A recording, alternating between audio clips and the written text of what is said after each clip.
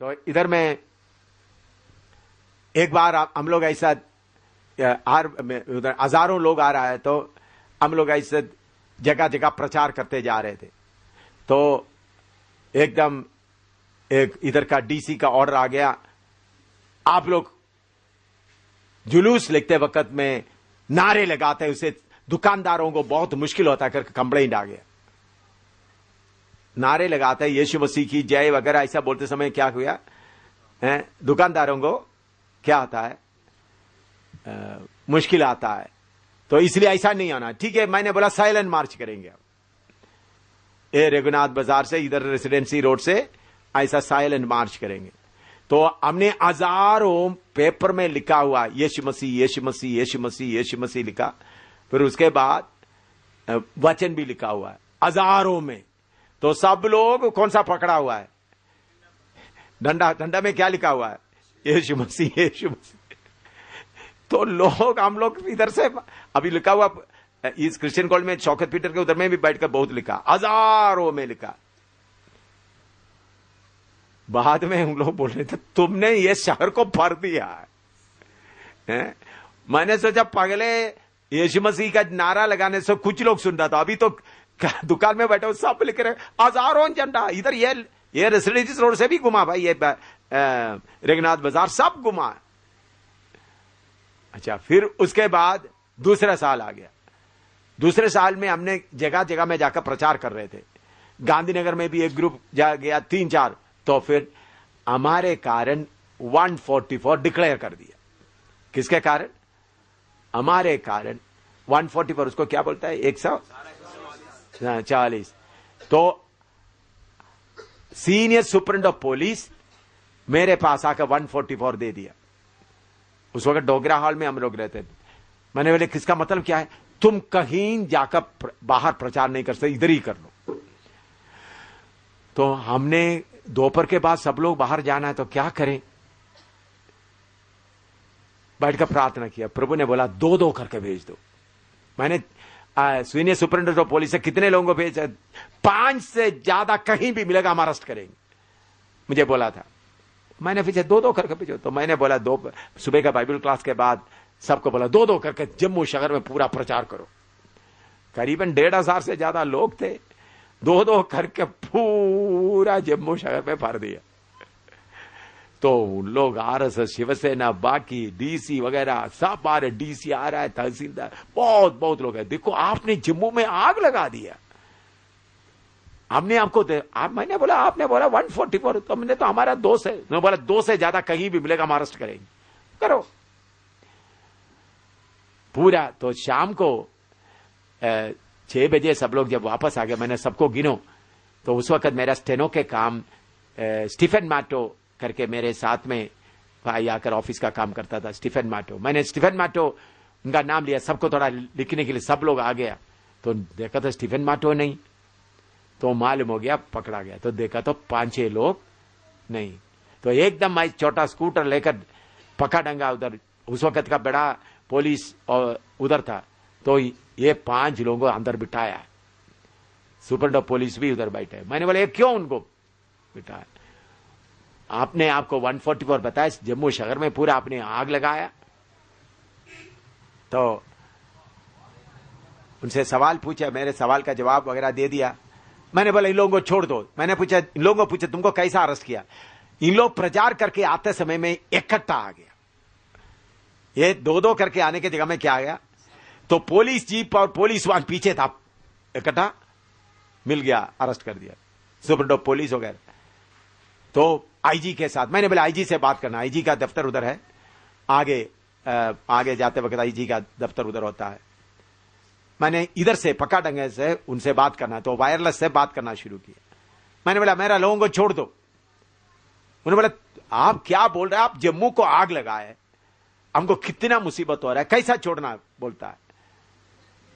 मैंने बोला उन लोग चलते वक्त आपने अरेस्ट कर दिया 5 से। मैंने बोला ठीक है, तो जिधर जिधर 5 से ज्यादा मिलेगा अरेस्ट करना है। हाँ अरेस्ट करेंगे, 144 पूरा शहर में। तो मैंने सबसे पहले बस स्टैंड में जाएंगे, कहीं भी 5 से ज्यादा मिले तो उनको क्या करना, अरेस्ट करना। दूसरा सब्जी मंडी में जाएंगे, क्योंकि 144 रब्ज है। आप क्या बोल रहा है? तो फिर आप बोला तो ये ईसाई लोग मसीह लोगों के खिलाफ ऑर्डर दिया है, बोल दो। उन्होंने बोला फिर क्या करना है? मैंने बोला छोड़ दो। किसको बोला? आईजी ऑफ जम्मू कश्मीर, जम्मू कश्मीर का आईजी को बोला। वचन कौन सा है? यशायाह 55 का 4। उसमें क्या लिखा है? मैंने तुमको उनके ऊपर क्या बनाया है? प्रधान बनाया। क्या बनाया? प्रधान बनाया। ये वचन आप लोगों का दिल में रहना है। और क्या बनाना है? आज्ञा देने वाला ठहराया। रात को 1:30-3 बजे फर्स्ट क्लास मजिस्ट्रेट को अपना कमरे से उतार करके लोगों को उधमपुर में छुड़ा के ले आया। आज्ञा देने वाला ठहराया। हम लोग क्या आजकल ये आत्मा का भरपूरी नहीं, हमको क्या डॉलर के पीछे, पैसा के पीछे, पास्टरों का किसके पीछे मन है? किसके पीछे? पैसा कहां मिलेगा, कहां परोठा मिलेगा। यशायाह 55:4 खाओ परोठा के जगह में, ऑमलेट और मुर्गी के जगह में क्या खाओ है? मैं इसको अच्छी तरह खाया है भाई। परोठा और मीट के जगह में ये खाओ। क्या लिखा? दोबारा पढ़ के देखो, दोबारा पढ़ो, उसमें क्या लिखा है? सुनो, मैंने उसको राज्य राज्य के लोगों के लिए साक्षी और प्रधान क्या बनाया? प्रधान और आज्ञा देने वाला ठहराया है। आज्ञा देने वाला ठहराया है, आज्ञा लेने वाला नहीं। आज्ञा। आपको शायद तरसीम को शायद याद होगा, कुछ साल पहले मक्कू में मीटिंग हो रहा था। उधर में ग्राउंड में पुलिस आकर, याद आया, उधर में पुलिस इतने जोर से आ रहा है तो हमारा बिजली का कनेक्शन भी बंद कर दिया। हमारा जनरेटर के पास भी जाकर फिर मुझे मालूम हो गया मीटिंग बंद करने के लिए 10-12 पुलिस ऑफिसर, एसपी, बाकी वगैरह ऐसा क्या उनके पास चढ़ी लेकर के धीरे से आ रहा था। मैं हिंदी में बोल रहा था, दूसरा तर्जुमा, मैं स्टेज के पास, बड़ा स्टेज भी नहीं था, ऐसा ही कर दिया, किसी को दिखाई नहीं दिया। वो बड़ा कानून वाला पत्थर की तरह, खंबे की तरह कहीं शामियाने के बाहर खड़ा रहा। कब तक? मीटिंग खत्म होकर मैं बीमारों के लिए प्रार्थना करने तक उधर खड़ा रहा। बाद में बोला आओ हमको, मैंने बोला, फिर बाद में जाकर उनके लिए क्या किया? प्रार्थना किया। देखो हमारे पास का अधिकार के जैसा किसके पास अधिकार है? लेकिन आत्मा के अनुसार आपका अधिकार लेकर मुझे 10 आपको मालूम है, मैंने खरीदा हुआ जमीन जिसके लिए मैंने पैसा दिया, कागज सब है, वो जमीन उधर दूसरों के कब्जे में पड़ा हुआ है, बेकार भी पड़ा हुआ। अभी कम से कम 1 करोड़ से ऊपर उसका कीमत होगा। मैं कल भी उधर से आते वक्त देखा, बेकार पड़ा, कोई कुछ भी मकान, उधर में छोटा एक गिरजाघर बनाकर बाकी जगह बना, इधर पड़ा, आप जाकर देख सकता है। मैं अभी भी किधर रह रहा हूं? किराए मकान में। क्यों? प्रभु ने बोला तुम्हारा किसी ने तुमको कुर्ता कंबल मांगा तो क्या भी दे दो, कुर्ता। मैं वचन को मांगता हूं। क्या मानता हूं? वचन को। आप लोग क्या उसके लिए लड़ मारेंगे? ये देखो इतना कीमती जमीन उधर पड़ा है, आप जाकर देखो, इधर में ही प्रेमनगर में, उसके अच्छा होटल बना सकता। अभी बिक्री बेचेगा तो कितना? पैसा पूरा मैंने दिया, कागज पूरा मेरे पास, उसका हकदार पूरा मैं हूं। और कोई अभी उधर जमीन बनाने के लिए, लोगों को मकान बनाने के लिए डर रहता, कौन बनाएगा? क्योंकि असली मालिक कोई नहीं है, इसलिए हम लोग आंदोनी वगैरह मिलकर के डर कर पड़ा हुआ है। वचन के अनुसार खड़ा रहेगा तो आप क्या बनेंगे? प्रधान बनेंगे, देश का प्रधान, देश का प्रधान बनेंगे। तो प्रभु यीशु ने आपको गरीब के, दुनिया की तौर पर गरीब, आत्मिक तौर पर क्या है? हैं? देखिए, शैतान का सारे राज्य के ऊपर हुकूमत करके मैं इधर बैठा हुआ हूं अभी। सुना आप? शैतान और लूसीफर के सारे ताकत के ऊपर मेरे पांव के नीचे शैतान को और उनका फौज को, लूसीफर को दबाकर इधर बैठा हुआ हूं। नहीं तो ये दोनों को या इतने लोगों को अभी क्या होना था, दावा देकर बैठा हुआ हूं। लेकिन उसके लिए कैसा चलना पड़ेगा? पूरी बात किसमें? वचन के अनुसार। आप लोगों को क्या है? अपनी बात आता, मेरी मेरा मेरा मेरा छोड़ने के लिए आपको हिम्मत है? मेरा पत्नी, मेरा पापा, मेरा खाना, मेरा छोड़ने का हिम्मत है आपको? वो छोड़ता नहीं है। फिर शैतान किसके पीछे पड़ा रहेगा? वचन के अनुसार आप तैयार होता जाओ, फिर आपको मालूम होगा यह सेवा कितना अधिकार का सेवा है। प्रभु ने अधिकार का सेवा दिया, आत्मिक अधिकार। देखो, आप पूरा जम्मू में ढूंढ कर देखो, कहीं भी किसी चर्च में भी प्रार्थना नहीं होता भाई। लेकिन इधर में क्या हो रहा है? क्या हो रहा है? बाहर से आए हुए लोग मीटिंग चला रहा है। इसलिए मेरे प्यारों, इधर में ये वचन आप अच्छी तरह, कितने लोग ये एशिया 55 का 4 अच्छी तरह खाएंगे? थोड़ा देख ले बहन लोग, भाई लोग, कितना खाएंगे? इधर में जो जानते हैं वो कहते हैं, हमने देखा है उसकी गवाही देता है। गवाही किसका देना है? जो आपका जीवन में अनुभव हुआ।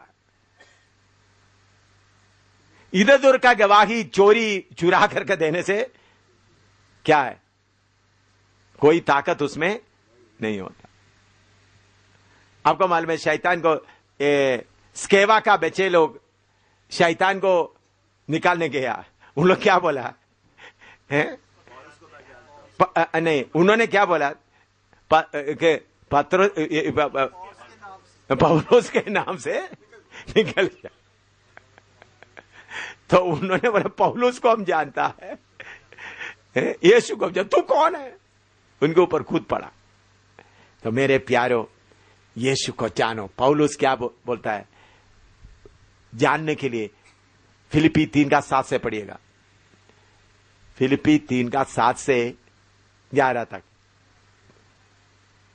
परंतु जो बातें मेरे लाभ की थी, जो बातें मेरे लाभ की थी, उन्हीं को मैंने मसीह के कारण हानि समझा। वरन मैं अपने प्रभु मसीह यीशु की पहचान की उत्तमता के कारण सब बातों को हानि समझता हूँ, जिसके कारण मैंने सब वस्तुओं की हानि उठाई। हाँ, और उन्हें कूड़ा समझता हूँ, हाँ, जिससे मैं मसीह को प्राप्त करूँ और उसमें पाया जाऊँ, ना कि अपनी उस धार्मिकता के साथ जो व्यवस्था से है, वरन उस धार्मिकता के साथ जो मसीह पर विश्वास करने के कारण है और परमेश्वर की ओर से विश्वास करने पर मिलती है। और मैं उसको और उसके मृत्युंजय की सामर्थ को और उसके साथ दुखों में सहभागी होने के मर्म को जानूं। मेरे प्यारों, अगर हम यीशु का गवाही देना, तो यीशु को क्या करना है? जानना। यीशु को जानना तो हमारा फायदे की बातों को हमको क्या समझना? कूड़ा समझना है।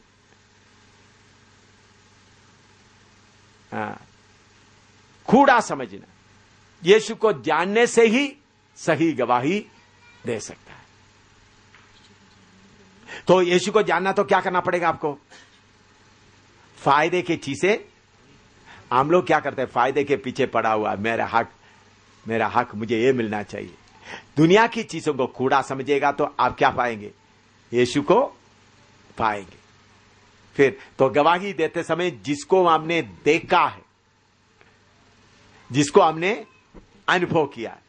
हलवा कितना मीठा है करके कौन दिलेरी से बोल सकता है? जो हलवा का टेस्ट को चखा है, जानता है मैं यीशु को। इसी प्रकार आपका जीवन में आने वाला हर परेशानी के जरिए से, कष्ट के जरिए से प्रभु यीशु मसीह को आप जाने। यूहन्ना 8:14 पढ़िएगा। यूहन्ना 8:14। यीशु ने उनको उत्तर दिया कि यदि मैं अपनी गवाही आप देता हूँ तो भी मेरी गवाही ठीक है, क्योंकि मैं जानता हूँ कि मैं कहाँ से हूँ और कहाँ को जाता हूँ। हालेलुया। यीशु मसीह अपना गवाही देता, मैं कहां से हूं, कहां जाता हूं। यीशु मसीह इसलिए अपना गवाही को क्या देता है? मजबूत। आप लोग अपना गवाही देते वक्त तरतराना नहीं, जानकर गवाही दे। पर यीशु ने बोला, जैसा पिता ने मुझे भेजा मैं वैसा तुम भेजता हूं। तो यीशु आपके पीछे खड़ा है, जानकर।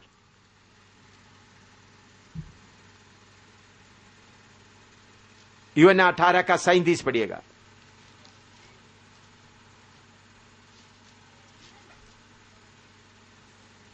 18 का 37। पिलातुस ने उससे कहा, तो क्या तू राजा है? यीशु ने उत्तर दिया कि तू कहता है, क्योंकि मैं राजा हूँ। मैंने इसलिए जन्म लिया और इसीलिए जगत में आया हूँ कि सत्य पर गवाही दूं। हालेलुया। तो आपके बारे में कोई भी कुछ बोलेगा तो आप उसको अनुभव से क्या कर सकता है? बोलना है। यीशु से बोले, तू राजा है? हाँ, मैं इसी के लिए आया हूं।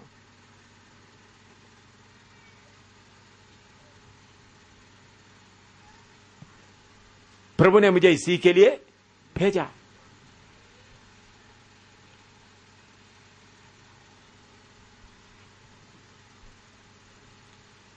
तो ये बात अनुभव से,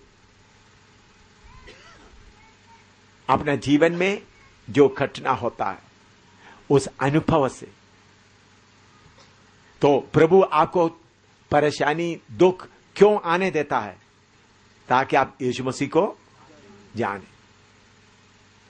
सेवा अधिकार का होता है। आत्माओं के लिए रोना है, सेवा कैसा होना है? अधिकार। शैतान के सामने रोते रोते नहीं। क्यों? मैं शैतान के ऊपर क्यों इतना 8 का 44 पड़ेगा। यूहन्ना 8 का 44। 8 का 44। मैं शैतान के ऊपर क्यों इतना दावे के साथ कार्य करता है? हाँ। तुम अपने पिता शैतान से हो और अपने पिता की लालसाओं को पूरा करना चाहते हो। हाँ। वह तो आरंभ से हत्यारा है, आरंभ से हत्यारा है और सत्य पर स्थिर ना रहा। हाँ। क्योंकि सत्य उसमें है ही नहीं। हाँ। जब वह झूठ बोलता तो अपने स्वभाव ही से बोलता है। हाँ। क्योंकि वह झूठा है, हाँ। वरन झूठ का पिता है। झूठ का पिता है। शैतान बहुत बार बोलकर आपको बोला, तुमको बाइबल क्लास चलने नहीं दूंगा, आज का बाइबल क्लास चलने नहीं दूंगा, आज देखना। मैंने बोला देखता हूं, अभी बाइबल क्लास चल रहा है नहीं चल रहा। लेकिन कुछ लोग शैतान का बातें सुनकर के क्या होता है, डर जाता है। शैतान क्या है? झूठ का पिता है। उनके बातों को देखकर डरने का जरूरत नहीं।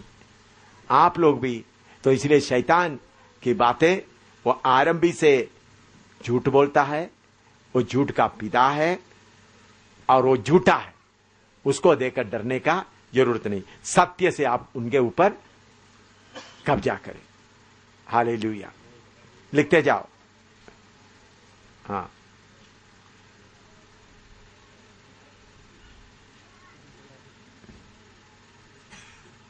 अभी 1 का 5 दोबारा पढ़िए। प्रकाश युद्ध 1 का 5 दोबारा पढ़िएगा। और यीशु मसीह की ओर से जो विश्वास योग्य साक्षी पड़ा, और मरे हुओं में से जी उठने वालों में पहलोठा। हाँ, first begotten of the dead.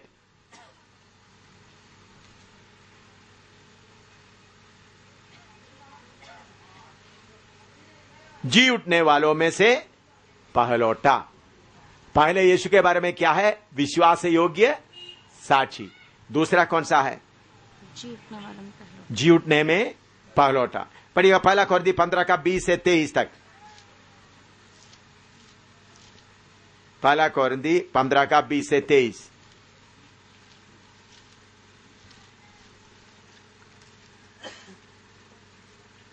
परंतु सचमुच मसीह मुर्दों में से जी उठा है, और जो सो गए हैं उनमें पहला फल हुआ। क्योंकि जब मनुष्य के द्वारा मृत्यु आई तो मनुष्य ही के द्वारा मरे हुओं का पुनरुत्थान भी आया।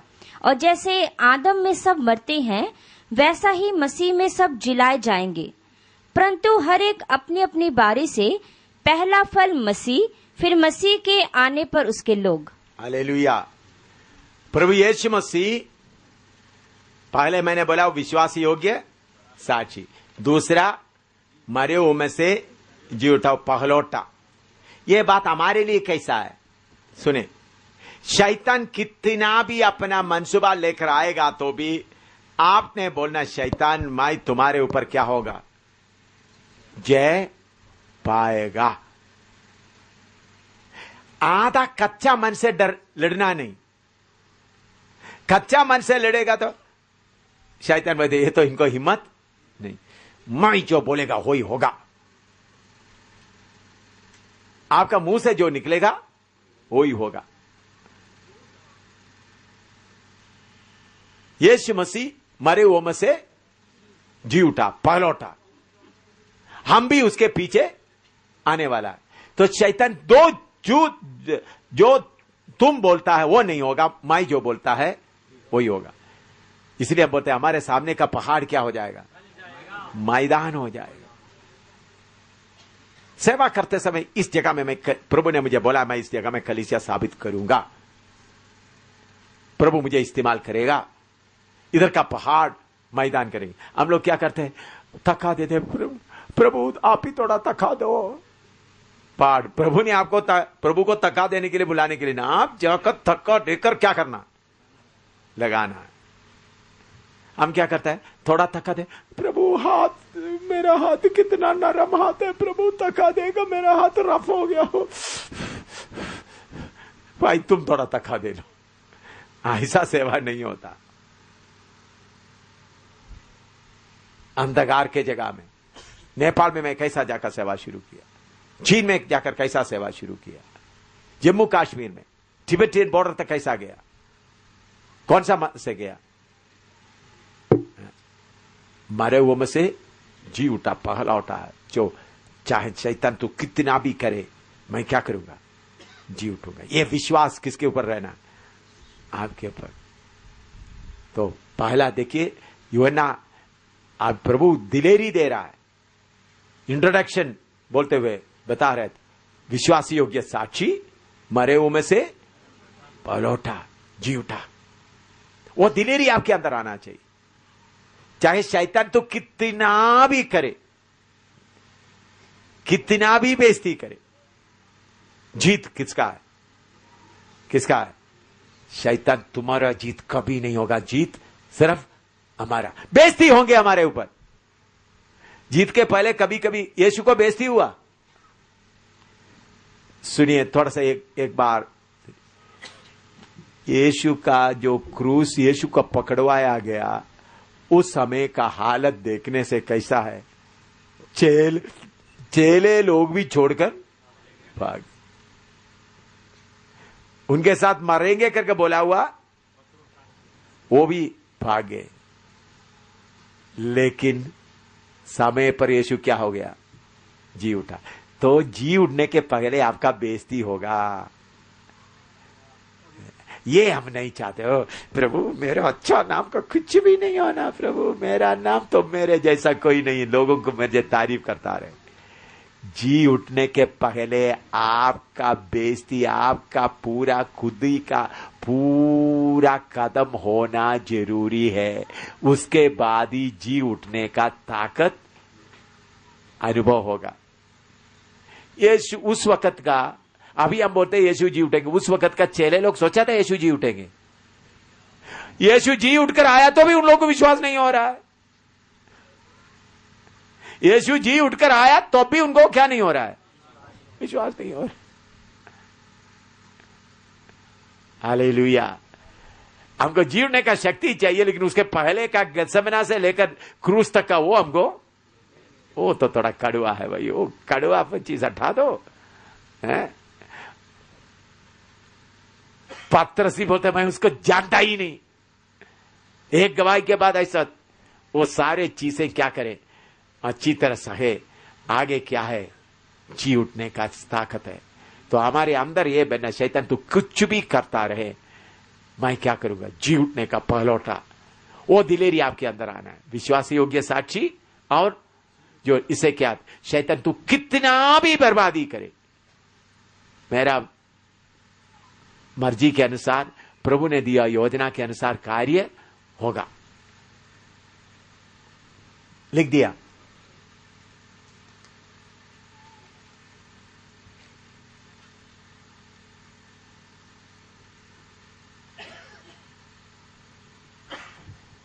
अभी दूसरा का पांच का दूसरा हिस्सा पढ़ो। पहला का 5। और पृथ्वी के राजाओं का हाकिम है। पृथ्वी का राजा होगा, कौन है? हाकिम। कौन है? प्रभु यीशु मसीह पृथ्वी का राजा होगा, हाकिम। वो हमको क्या होता है? क्या होता है? पिता ने क्या बोला है? जैसा मैंने, प्रभु यीशु मसीह बोला, जैसा बाप ने मुझे भेजा वैसा मैं तुमको भेजा। तो पृथ्वी का राजा होगा कौन? हकीम। मैंने क्यों शेख अब्दुल्ला का बोला मैं आपके इस बात में नहीं आएगा? मैं क्यों बोला आपको प्रचार करने में मौका नहीं देगा? मैं कौन हूं? कौन है? पृथ्वी के राजा होगा, हकीम।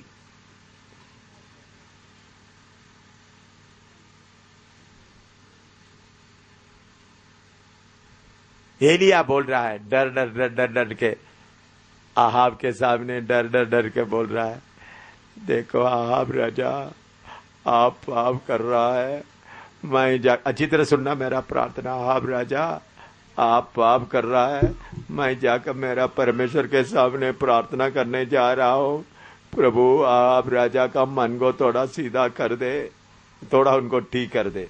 ऐसा बोल रहा है रोते रोते। नहीं, आहाब राजा के सामने घुटना में बैठ गए, महाराजा नमस्कार, प्रभु ने मुझे एक बात बता दी, आप तो आहाब राजा हैं। ऐसा कर रहा है। बोलो, यीशु मसीह का कलीसिया का ताकत ना जानने वाला एलिया ऐसा कर सकता है, तो आप यीशु का कलीसिया का ताकत भी आपको मालूम है। मैं देखिए, एलिया पवित्र आत्मा का भरपूरी जैसा हमने पाया वैसा नहीं पाया है। एलिया कलीसिया का मेंबर भी नहीं था। एलिया को जैसा प्रभु ने हमको भेजा ऐसा भेजा नहीं था। फिर भी उस एलिया को कैसा हिम्मत हुआ? जब तक मैं नहीं बोलेगा इन वर्षों में क्या नहीं आएगा? बारिश नहीं आएगा, ना होश पड़ेगा। जब तक मैं नहीं बोलेगा तब तक इन वर्षों में क्या नहीं आएगा? एलिया का कपड़ा धोने के लिए आप योग्य है? मैं आपसे पूछा, सेवकों के पूछे, ये एलिया का कपड़ा धोने, जूता साफ करने के लिए आप योग्य है? बोलो, आपका आत्मिक स्तर को देखकर आप थोड़ा बोलिए।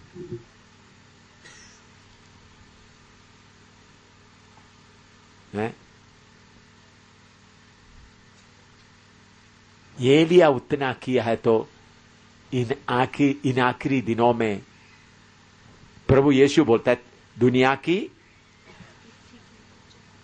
हाकिमों का, राजाओं का हाकिम। प्रभु आपको क्या दिया है? सेवक लोग फिर भी पैसे के पीछे, इज्जत के पीछे, लोगों के तारीफ के पीछे। कुंडा में बैठो, अभी थोड़ी देर आप लोग प्रार्थना में अपना नोटबुक बंद करो।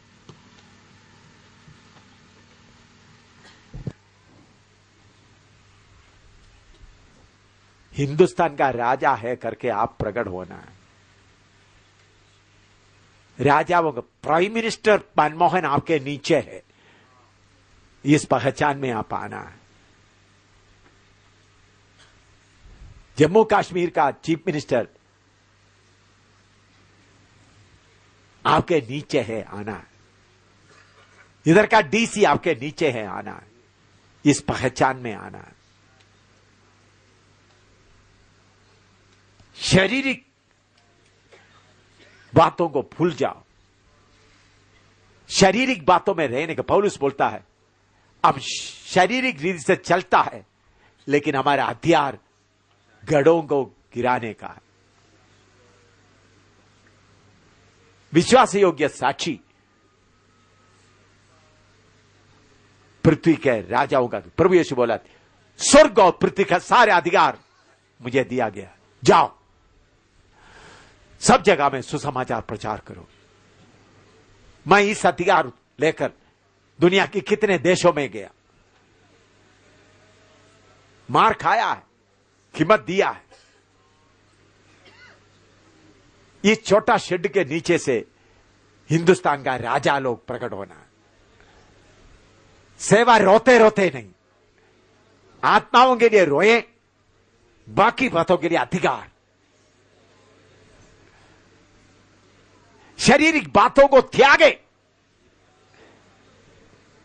शारीरिक बातों का कच्चापन,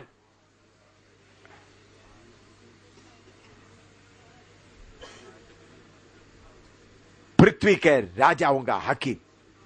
पहले सदी के लोगों को आप देखें, उनको खाना नहीं, उनका मकान छीन लिया गया, पतियों को छीन लिया गया, पत्नियों को छीन लिया गया, बच्चों को छीन लिया गया, जंगलों में घूमते थे, लेकिन एक बात छीन नहीं सकता था। कौन सा? अधिकार। मालूम है, इसलिए उन लोगों के बारे में बोल रहा है, दुनिया को उल्टा पुल्टा। अभी आपके पास ये अधिकार पूरा क्यों नहीं आता? और कच्चे चीज को पकड़ा, पत्नी को पकड़ा है, बच्चों को पकड़ के रखा है, जमीन को पकड़ के रखा है, अपनी इज्जत को पकड़ रहे, इसको त्यागो, तब क्या मिलेगा? प्रार्थना करो।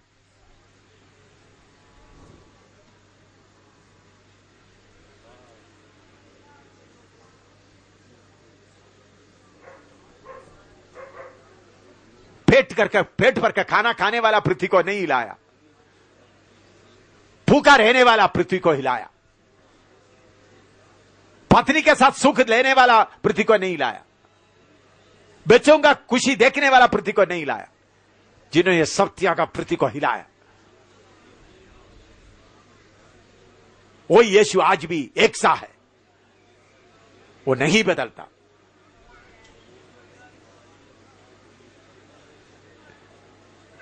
दुनिया की चीजों के पीछे आपका मन लगता रहता है, इसलिए अधिकार आपके पास नहीं है। शैतान आपको देखकर मजाक उठाता है, शैतान का चेले आपको देखकर मजाक उठाता है।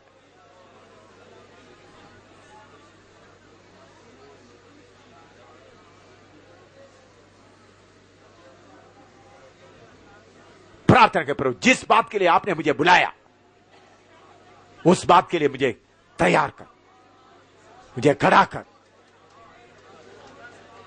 प्रभु, जिसके लिए मुझे बुलाया,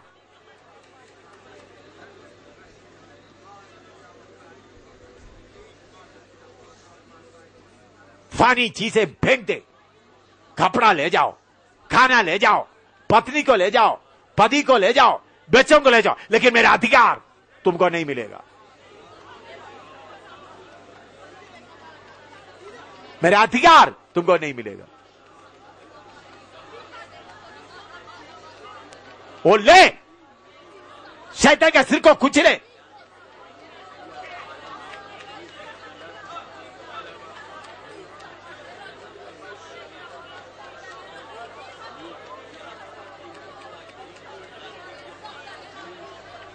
आप लोग, आपके ऊपर शक्ति आकर आपको तंग करता है, आप लोग शक्तियों को पाप के नीचे रोंदने बनना,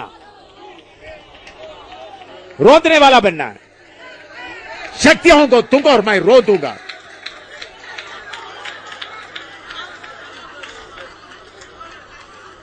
मेरा अधिकार मैं प्रकट करूंगा। मैं तुम्हारा मार खाने वाला नहीं, तुमको मारने वाला, तुमको रहने वाला।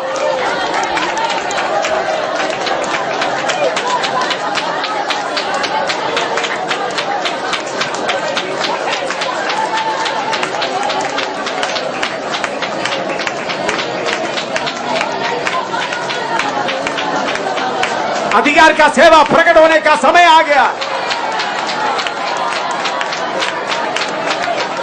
मकान नहीं है तो कोई बात नहीं, खाना नहीं है तो कोई बात नहीं,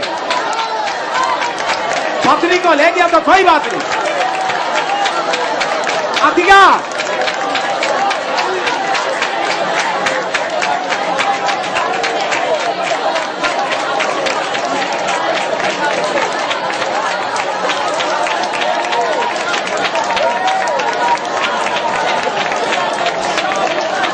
राजाओं को आज्ञा देने वाला,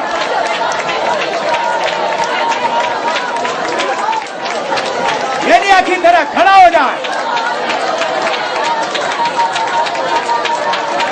गढ़ों को गिराना है, शैतान का हर गढ़ गिराना है, शैतान का एक गढ़ भी नहीं रहना, शैतान का हर गढ़ गिराना है।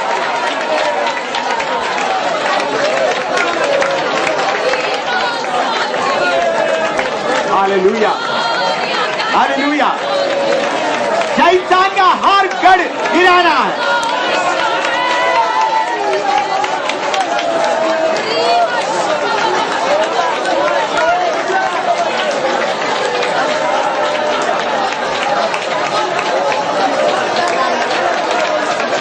शैतान अपने खुशी गढ़ के बारे में घमंड नहीं करता। आमीन। इधर सुने, पहला सदी में शैतान को घमंड करने के लिए कोई गढ़ नहीं था। आज शैतान को घमंड करने के लिए गढ़ है, बोलो। जगह जगह शैतान का गढ़ से भरा हुआ है और शैतान घमंड कर रहा है। अच्छी तरह सुनना, पहला सदी में उनके पास उनका पति को ले गया, पत्नी को ले गया, जमीन को ले गया, बच्चों को ले गया, जंगल में घूम रहे थे, लेकिन शैतान का एक भी गढ़ नहीं रहता। आपको मालूम है एफेसुस का जो आर्तिमस देवा का पुजारी क्या बोल रहा है, हमारा प्रतिष्ठा में जाता है, हमारा बिजनेस भी क्या होता जा रहा है। आज यीशु के नाम से खाने वाला लोगों, पवित्र आत्मा पाए हुए लोगों, इतना बाइबल क्लास समझने वाला लोगों, आज गढ़ को देखकर आपको दर्द नहीं होता? एक गढ़ गिराना है। यीशु का कलीसिया इस दुनिया से जाने के पहले पूरा शैतान का गढ़ तोड़ना है। प्रार्थना करो।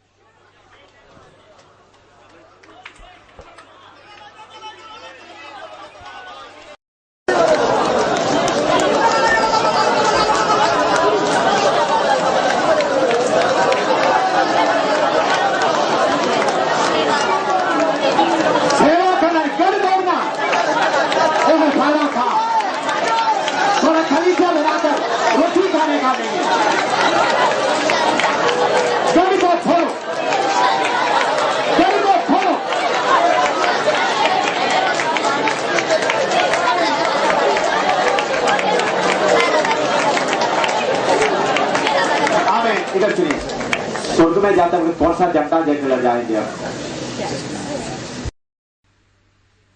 शैतान का एक भी गढ़ इधर है तो झंडा लेकर जा सकता है? कलीसिया पूरा गढ़ को तोड़ना है। सेवक तुम्हारा काम है गढ़ को तोड़ना है। प्रार्थना, कितना काम, बड़ा काम देखो,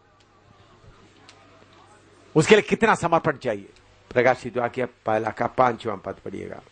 अब वही 5 हम पढ़ रहा है, उसमें से कुछ वचन, कुछ वाक्य एक्सप्लेन किया, बाकी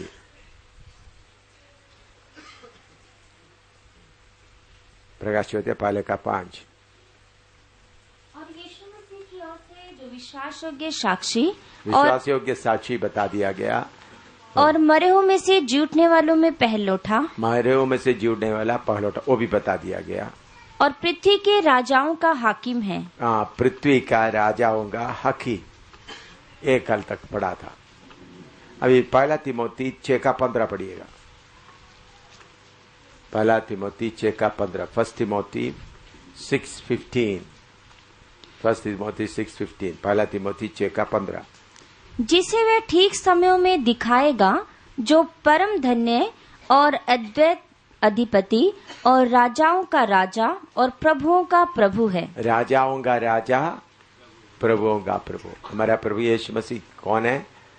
राजाओं का राजा, प्रभुओं का प्रभु। नोट कर लो।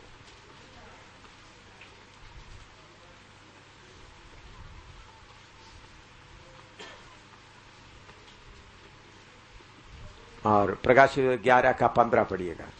प्रकाशित वाक्य 11 का 15, रेवलेशन 11:15। और जब सातवें दूत ने तुरही फूकी तो स्वर्ग में इस विषय के बड़े बड़े शब्द होने लगे कि जगत का राज्य हमारे प्रभु का और उसके मसीह का हो गया। हाँ, जगत का राज्य उसका प्रभु का, मसीह का हो गया। The kingdoms of the world has become the kingdom of our Lord and he shall reign forever। हाँ, और उसके नीचे हो गया और वह युगान युग राज्य करेगा। वो ये युगान युग राज्य करेगा। सारे दुनिया किसके कंट्रोल में आ गया? हाँ, ये प्रकाशित वाक्य में आगे जाकर मैं आपको उसके बारे में और खोलकर बताऊंगा। प्रकाशित वाक्य 17 का 14 पढ़िएगा। ये मेमने से लड़ेंगे और मेमना उन पर जय पाएगा, क्योंकि वह प्रभुओं का प्रभु और राजाओं का राजा है। हाँ, मेमना कौन है? प्रभुओं का प्रभु, राजाओं का राजा। लिख लो।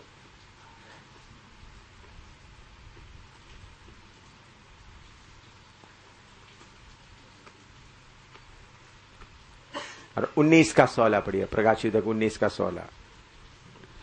और उसके वस्त्र और जांघ पर यह नाम लिखा है, राजाओं का राजा और प्रभुओं का प्रभु। हाँ, उनके वस्त्र पर ये क्या लिखा है? राजाओं का राजा, प्रभुओं का प्रभु।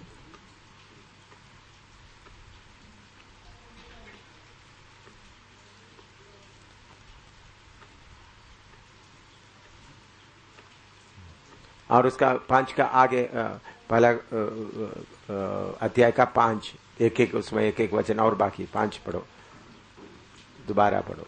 और यीशु मसीह की ओर से जो विश्वास योग्य साक्षी हो गया और मरे हुए में से जुटने वालों में पहलौठा का भी बता दिया और पृथ्वी के राजाओं का हाकिम है। हाँ, तुम्हें अनुग्रह और शांति मिलती रहे, जो हमसे प्रेम रखता है और जिसने अपने लहू के द्वारा हमें पापों से छुड़ाया है। उन्होंने अपने लहू के द्वारा हमको अपना पापों से छुड़ाया। वो भी नोट करो। उन्होंने अपने लहू के द्वारा हमको, उस 5वें पद में कितना बात लिखा है। उन्होंने अपने लहू के द्वारा हमको छुड़ाया।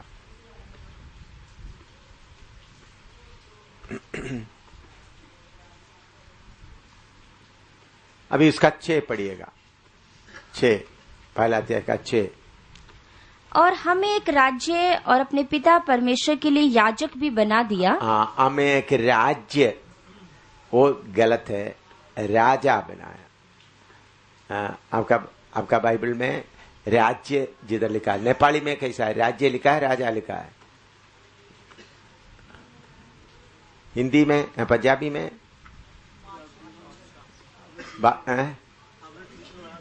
हाँ, नहीं, बागला हिंदी है।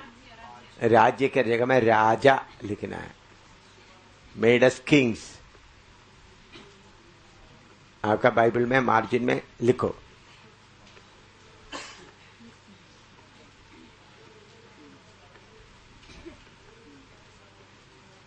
राजा लिखो। तो प्रभु ने हमको क्या बनाया? राजा और याजक।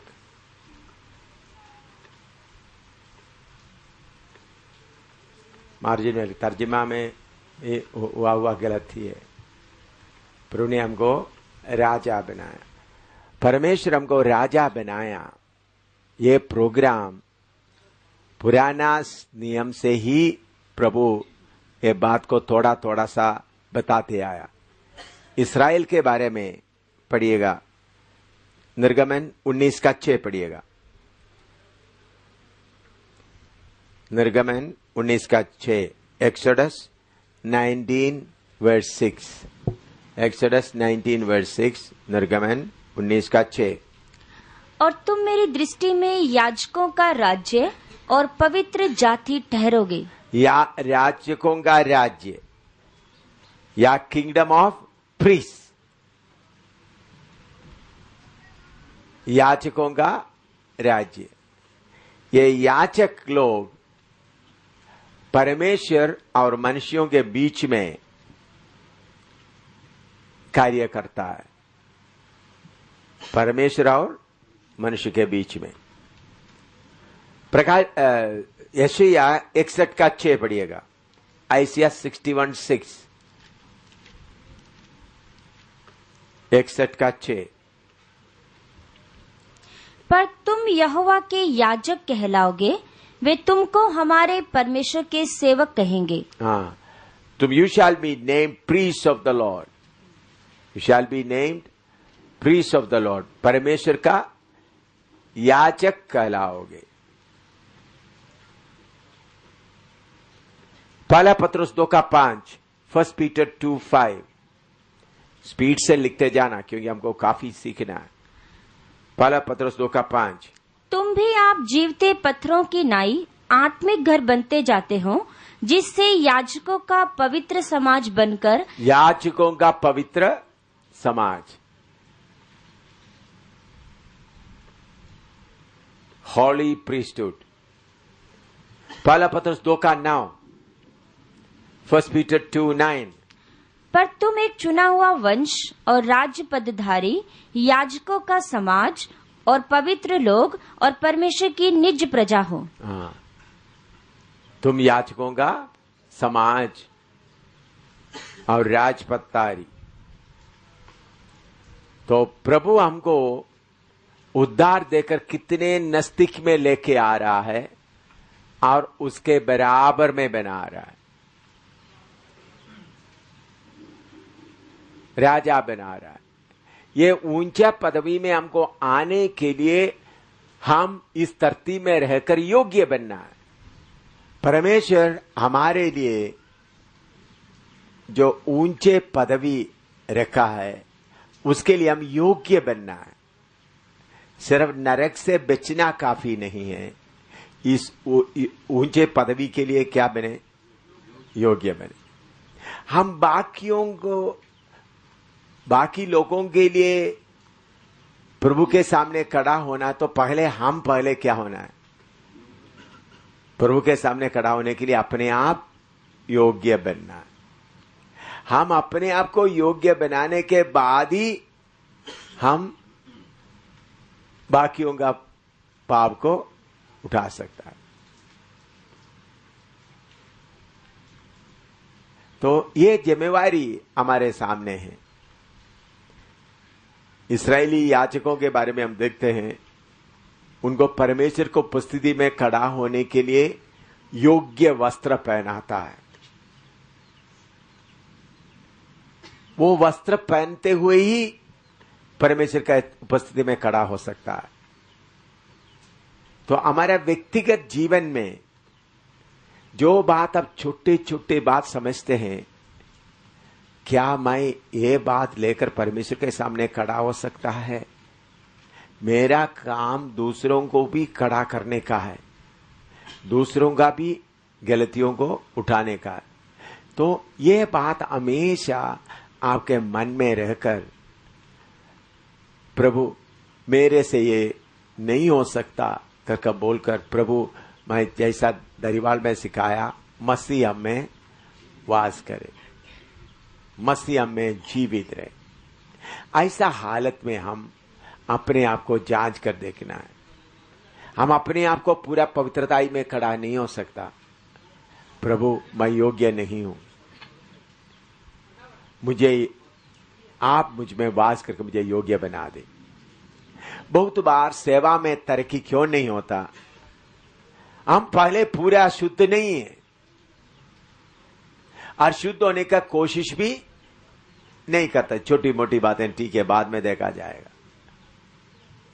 देखिए, प्रभु आपको और मुझको याचक बना के रखा। याचक के पास कब कौन आएगा मालूम नहीं, हमेशा आएगा। तो हमको कभी भी हमारा कोई पाप, जो बात आपको मालूम है जो पाप है, उसको साथ रखते हुए नहीं चलना। तो आपसे दूर करने के लिए नहीं बोलता हूं, प्रभु से आप बोलना, प्रभु मेरे से नहीं हो सकता, मैं पूरा हरा हुआ हूं, आप मुझे चलाए, आप मुझे चलाएं करके बोलेगा तो जरूर प्रभु क्या करेगा, आपको चलाएगा। आप अपने आप को चलने के लिए कोशिश करेगा तो फिर थोड़ा कुछ चलेंगे, फिर गिर जाएंगे। तो हर समय टूटा मन से, प्रभु मैं आपके सामने पवित्र रहना चाहता हूं, मेरे से नहीं हो सकता, यीशु मुझ में आप वास करें। तो ऐसा आते वक्त फिर अपना मर्जी किसी बात में नहीं करना। अभी हमारे जीवन में क्या होता है, यीशु को वास करने के लिए बोलते हैं, फिर सारे बातें अपना मर्जी से करते हैं। मुंह से बोलते हैं यीशु मुझ में तू वास कर। अभी उदाहरण के तौर पर बहन लोग इधर बैठे, बहन लोग और भाई लोग बैठते हैं, इकट्ठा रहते हैं, यीशु मुझ में वास करें करके। अभी इधर देखें आप लोग, यीशु मुझे वास करें करके बोलते हैं, प्रार्थना किया, अभी पानी ले लिया, एक बहन एक दूसरे बहन से ज्यादा एक बाल्टी पानी ज्यादा ले लिया, तो यीशु मुझे वास करेगा तो तब क्या करेंगे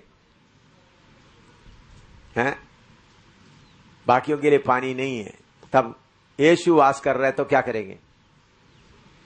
बोलो क्या करेंगे?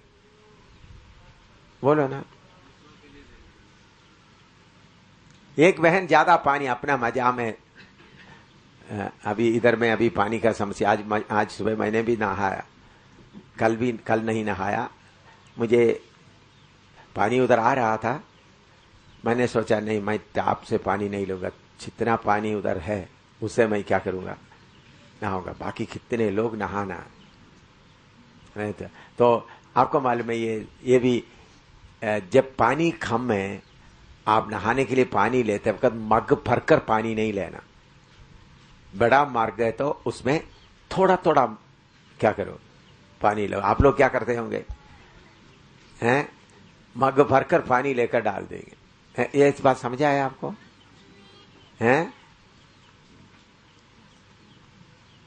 अभी बाल्टी में पानी है, आधा बाल्टी है, आधा बाल्टी में आपने नहाना है, तो आपके पास छोटा मग नहीं है, छोटा मग तो कम लेगा, बड़ा मग है तो उसको क्या करो, उसका आधा भी पानी मत ले लो, क्या करो थोड़ा पानी ले लो, डाल कर दो। ऐसा ट्राई करो। आज सुबह मैंने ऐसा नहाया, मग बड़ा था, मैंने से बड़ा मग में है तो 10-15 मग में क्या हो जाएगा, खाली हो जाएगा, तो इसलिए मग में थोड़ा सा लेकर डाले। पानी आ रहा है, मैं क्या कर रहा हूं, पानी आ रहा है तो मैंने सोचा पानी पूरा टैंकी में जाए, इतना लोग उधर नहाने का है, उनको पानी मिल जाए, मुझे इतना में। आज अभी इधर मीटिंग आने के पहले की बात बोल रहा हूं, तो पानी आ रहा है, चलो मैं कल भी नहीं नहाया, खूब नहा लो, हालेलुया, प्रेज द लॉर्ड। ये छोटी बात भी आपके साथ रहने वाला पवित्र आत्मा देखता है, देखता नहीं देखता?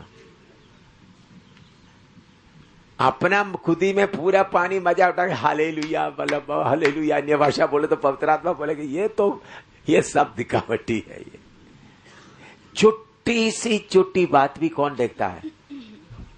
पवित्र आत्मा। तो अभी इतना लोग रह रहे हैं तो पानी का बड़ा मग है, छोटा मग तो नहीं, थोड़ा सा पानी ले लो, एक बार डाल दिया, 2 बार डाल दिया, 3 बार डाल दिया, तो बारी बारी में थोड़ा डालना पड़ेगा, पानी बिल्कुल वेस्ट नहीं होगा। अब पूरा मग लेकर डालेगा तो सिर में थोड़ा पारेगा, बाकी पूरा किधर जाएगा, नीचे गिरेगा। ऐसा ही होता है ना, आप लोग सोचते हैं ऐसा? चलो भाई, हालेलुया, पानी आ रहा है, प्रभु ने मुझे, आप लोग ऐसे सोचे कि बाकी लोगों का आते समय पानी ना, ये प्रभु का मर्जी है, मैं नहाते समय पानी भी आ गया, खूब नहाया, हालेलुया, 2-3 बार, कल का भी परसों का भी आगे पानी आएगा क्या मालूम, बाल पूरा खोल करके 3-4 बार ना धोते रहे। वो भी कौन देख रहा है? कौन देख रहा है? आप लोग सोचते ये छोटी बात, प्रभु नहीं, छोटी सी छोटी बात भी पवित्र आत्मा देखता है। तो मसीह आप में वास करता है, तो छोटी सी छोटी बातों के लिए भी जवाब कौन देना है? मसीह देना है, आप नहीं देना। एक बहन पूरा पानी लेकर नहा रहा है, तो मसीह आपके अंदर है तो आप क्या बोलेंगे? तुम्हारे ऊपर न्याय आ जाए।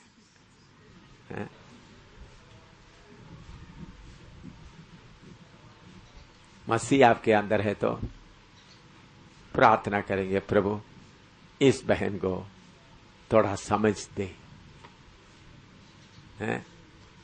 बाद में सब लोग नहाने के बाद, बहन गुस्सा ना करें, बाकी लोग भी है बहन जी, प्रेम से। आपका बातचीत कैसा होना, मसीह है तो मसीह बात करते वक्त कैसा बात करता है? प्रेम से, समझदार से। तो ऐसा एक एक बात में मसीह, आप लोग प्रभु मेरे गलती के लिए प्रभु आप मेरे अंदर वास करें, बाकी सारे बातों के लिए आप करेगा तो फिर प्रभु बात मसीह वास करेगा आपके अंदर। मेरी बात समझ में आ रहा है आपको? आपका गलती, प्रभु मैं गलती के लिए मैं हार गया, प्रभु आप वास कर ले, बोल दिया। अच्छा, प्रभु ने वास करने के लिए बोल दिया, बाकी सारे बात आप खुद कर रहा है। खाना खाने के लिए गया तो उधर में दाल थोड़ा सा ही पड़ा, डाल दो मैं खाता, रोटी मैं पूरा खा लेता। उधर भी कौन वास करना है? मसीह वास करना। दूसरों का हित को चिंता करते हुए हर बात में मसीह वास करना, ये नहीं एक दो बात में मसीह वास किया। तो हर बात में मसीह वास करने देगा तो आपका जय का जीवन पक्का है। जय का जीवन पक्का है। लेकिन आप जय का जीवन के लिए आप अपना मतलब की बातों के लिए आप खुद करेंगे सब, बाकी बातों के लिए ऐसा करते वक्त प्रभु देखिए, यीशु मसीह, मैंने धारीवाल में भी सीखा, प्रभु कभी भी किसी का आधा पौने लेता नहीं, लेगा तो पूरा लेगा, नहीं तो कुछ नहीं लेगा। आपका जीवन का आधा प्रभु कभी, प्रभु को ये 50% तुम कर लो, 50 मैं करूंगा, या 40% तुम करो, 60% नहीं। प्रभु बोले पूरा देगा तो दो, नहीं तो कुछ भी। आप थोड़ा सा भी रखा तो प्रभु आपका जीवन को नहीं लेगा, पूरा प्रभु को देना है, तब प्रभु पूरा लेकर आपको चलाएगा। तो आपका जीवन में आप राजपथधारी है, लोगों का पापों को अपने ऊपर उठाने का है, तो हमेशा पवित्र रहना है। हमसे पवित्र जीवन बिताना मुश्किल है तो हम क्या करें? प्रभु मेरे से नहीं हो सकता, आप मुझ में वास करें। तो हर बात में कौन वास करे? चॉकलेट खाते समय में भी, या परोठा खाते समय में, या सूखा रोटी खाते समय में भी कौन वास करे? कौन वास करे? प्रभु, मसीह वास करे, मसीह खाए। ये नहीं पाप के लिए मसीह रे रोटी खाता एम शमिली खाता रहे। हर बात में कौन वास करना है? मैं कितने लोगों को समझ में आ रहा है? फेलियर कहां होता है? हम कहां हार जाता है? हर बात में मसीह वास करने नहीं देता। तो प्रभु कभी भी आपका 5% या 50% या 95% या 99% लेकर काम करने वाला नहीं है। अगर 100% देगा तो प्रभु लेगा, चलाएगा। तो हमको प्रभु ने क्या बनाया? लोगों का पाप को उठाकर प्रभु के सामने खड़ा होने के लिए याजक बना दिया। तो याजक हमेशा परमेश्वर और लोगों के बीच में बिचवाई करता है, उनका पापों को अपने ऊपर उठाते, उनका पापों के लिए प्रायश्चित करता है। अच्छा, अभी प्रकाशित 1:7 और 8, 1:7 और 8, रेवलेशन 1:7 and 8। देखो वह बादलों के साथ आने वाला है और हर एक आंख उसे देखेगी, वरन जिन्होंने उसे बेधा था वे भी उसे देखेंगे, और पृथ्वी के सारे कुल उसके कारण छाती पीटेंगे। हाँ, आमीन। प्रभु परमेश्वर वह जो है, जो था, जो आने वाला है, जो सर्वशक्तिमान है, यह कहता है कि मैं ही अल्फा और ओमेगा हूँ। इधर में प्रभु यीशु की आमद के बारे में बताता है। दोबारा पढ़ो। देखो मैं बादलों के साथ आने वाला है, देखो मैं बादलों के साथ आने वाला है, और हर एक आंख उसे देखेगी। हाँ, तो प्रभु यीशु मसीह के दूसरी आमद का दो पहलू है, दो स्टेज है। एक है गुप्त में, दूसरा सबके सामने। इधर में गुप्त आमद के बारे में कुछ भी नहीं बताया, बल्कि सबके सामने आने वाला के बात के बारे में बताया। देखो मैं बादलों के साथ आ रहा हूं, सब लोग देखेंगे, जिन्होंने जो जकरिया नबी के किताब में भी उसके बारे में लिखा है। बाद में जाकर उसको खोलकर हम पढ़ेंगे। तो इधर में यीशु मसीह का गुप्त आमद के बारे में कुछ भी नहीं बताया। यीशु मसीह मरे हुए में से जी उठने के बाद गुप्त में किधर चले गया था? स्वर्ग में चले गया। फिर बाद में 40 दिन के बाद सब लोग देखते देखते ऊपर चले गए। तो जैसा यीशु जी उठकर गुप्त में गया और बाद में सब लोगों के सामने गया, उसी मुताबिक यीशु मसीह का दूसरे आमद में भी एक गुप्त में आएगा, दूसरा सबके सामने आएगा। हम कौन सा आमद के लिए हम तैयार रहना है? बोलो। गुप्त आमद के लिए। गुप्त आमद के बाद 7 साल के बाद सबके सामने प्रभु आएगा। तो हमारा तैयारी यीशु का गुप्त आमद के लिए, ताकि दुनिया को दिखाई नहीं देगा। दुनिया को मालूम होगा कुछ हो गया, लेकिन पूरा क्लियर मालूम नहीं होगा। लोग दुनिया से गायब हो गए। मैं सोचता हूं आजकल के साइंस के अनुसार लोग बोलेंगे दूसरा ग्रह से एलियंस आकर उनको ले गए, क्योंकि उसके बारे में अभी काफी चर्चा चल रहा है। वो कुछ लोगों को आकर क्या कर दिया? उठाकर ले गया। यही सोचेंगे। बहुत ज्यादा लोग नहीं जाएंगे, जो लोग तैयार है। तो उस यीशु का जो गुप्त में प्रभु स्वर्ग में गया, उसके बारे में थोड़ा सा, जो अभी तक उसके बारे में इतना जानकारी नहीं है, उनके लिए थोड़ा सा वचन बताता हूं। यूहन्ना 20 का 16 और 17 पढ़िएगा। यूहन्ना 20 का 16 17। यीशु गुप्त में कैसा आसमान में गए जीवने के बाद। यीशु जीवने के बाद कैसा गुप्त में आसमान में गया। यूहन्ना 20 का 16 17। John 20:16 and 17। यीशु ने उससे कहा, मरियम। उसने पीछे फिरकर उससे इब्रानी में कहा, रब्बुनी, अर्थात हे गुरु। यीशु ने उससे कहा, मुझे मत छू, क्योंकि मैं अब तक पिता के पास ऊपर नहीं गया, परंतु मेरे भाइयों के पास जाकर उनसे कह दे कि मैं अपने पिता और तुम्हारे पिता और अपने परमेश्वर और तुम्हारे परमेश्वर के पास ऊपर जाता हूँ। अपने परमेश्वर तुम्हारे परमेश्वर के पास मैं ऊपर जा रहा हूँ। और 20 का 19 और 20 पढ़िएगा। उसी दिन जो सप्ताह का पहला दिन था, संध्या के समय, जब वह वहां के द्वार जहां चेले थे यहूदियों के डर के मारे बंद थे, तब यीशु आया और बीच में खड़ा होकर उनसे कहा, तुम्हें शांति मिले। हाँ, पहले मरियम मगदलीनी के पास में प्रभु आया, फिर उसके बाद शाम को आया। ये शाम को आने के बीच में क्या हुआ था? प्रभु गुप्त में सारे संतों को स्वर्ग में परदोष में रहकर फिर वापस आ गया। समझाया? अच्छी तरह समझाया। पहले मरियम के सामने खड़ा होते वक्त कौन कौन प्रभु के पीछे खड़े हैं? सारे संत लोग खड़े हैं। अब्राहम से लेकर आदम से लेकर सारे संत लोग खड़े हैं। तो कुछ घंटों के अंदर प्रभु किधर गए? स्वर्ग में सारे संतों को ले जाकर उधर में परदोष में रखकर वापस आकर उनके सामने खड़े हो गए।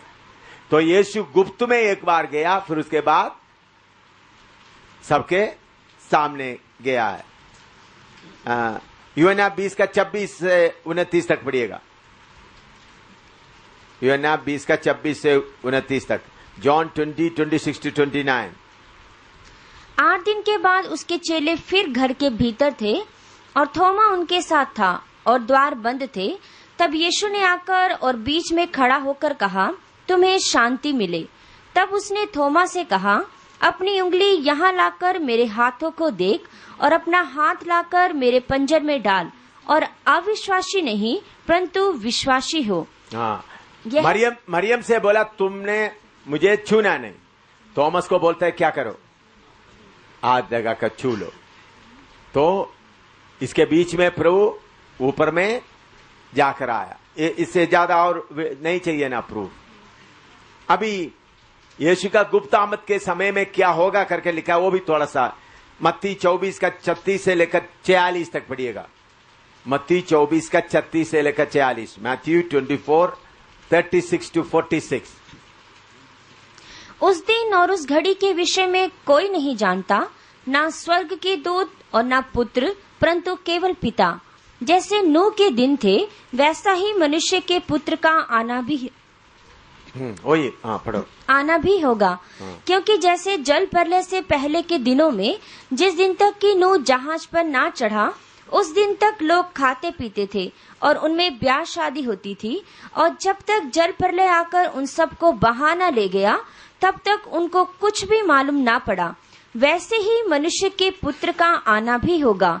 उस समय 2 जन खेत में होंगे, एक ले लिया जाएगा और दूसरा छोड़ दिया जाएगा। 2 स्त्रियां चक्की पीसती रहेंगी, एक ले ली जाएगी और दूसरी छोड़ दी जाएगी। इसलिए जागते रहो, क्योंकि तुम नहीं जानते कि तुम्हारा प्रभु किस दिन आएगा।